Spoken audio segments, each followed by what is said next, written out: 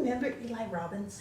Oh yes, how could I forget? He threw the best parties. I remember him teaching us youngsters how to dance.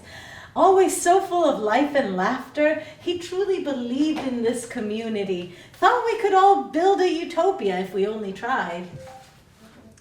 They don't make men like him anymore.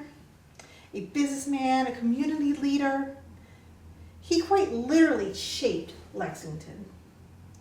Why, he planted the trees lining Main Street, sold land at fair prices, and his fur business was at the heart of East Lexington.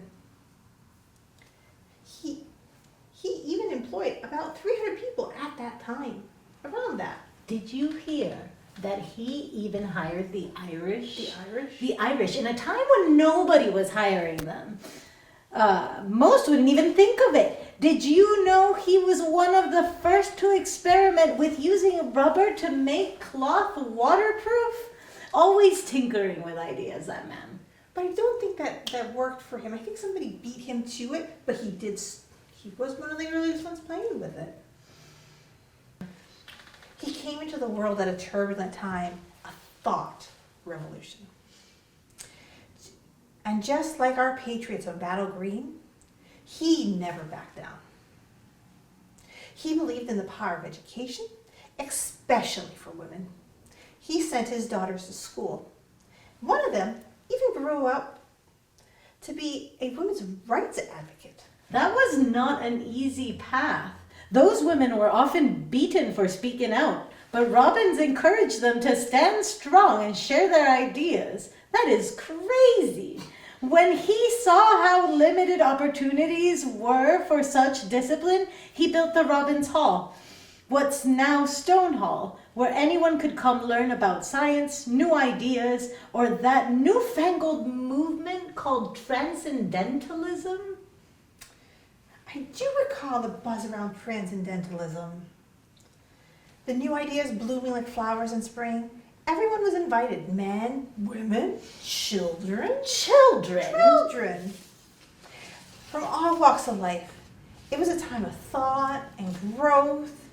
And just as well, since you no longer had to own land to vote.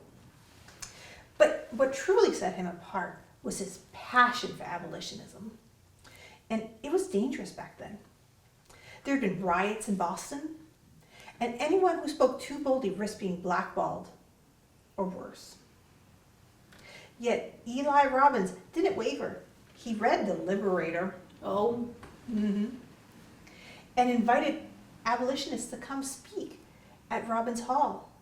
He even brought Reverend Fallon,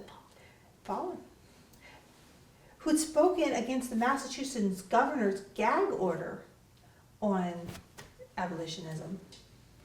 That was a mark in the sand, wasn't it? To bring Fallon to Lexington and house him for a while, everyone knew where Robbins stood. Then came the Panic of 1837.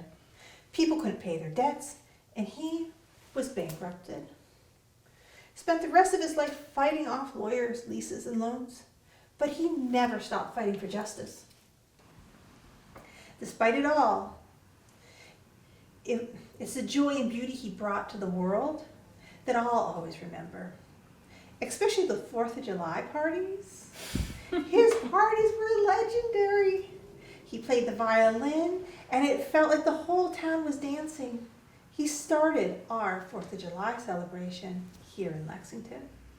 A fighter, but a kind soul. A man who left the world a better place than he was in it.